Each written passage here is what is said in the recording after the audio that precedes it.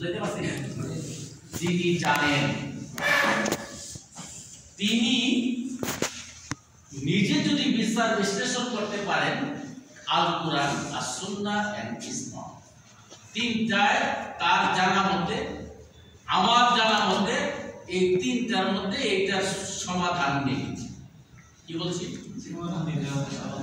আমি যে সমস্যার সম্মুখীন হয়েছি এই সমস্যার সম্মুখীন কোরআনেও নাই, হাদিসেও পাওয়া যাচ্ছে না, ইসমাতেও নাই। বুঝাইতে পারছি? ইন দ্যাট কেস আপনি কিন্তু আগে বলছি আপনার লোকটা কেমন হইতে হবে, আপনার যোগ্যতাটা কেমন হইতে হবে আগে বলছি, কিন্তু বুঝাতে কি বলছি?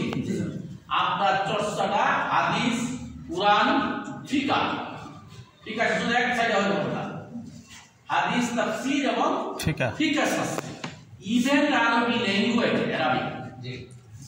অ্যারাবিক ল্যাঙ্গুয়েজও আপনার যদি এরকম পারদর্শিতা থাকে তাহলে আপনি তিনটার according to in the light of that three elements you have to find out the solution.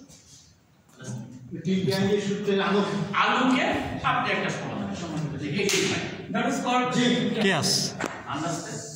That is called yes. হ্যাঁ, এবার আমাদের আবার শেষ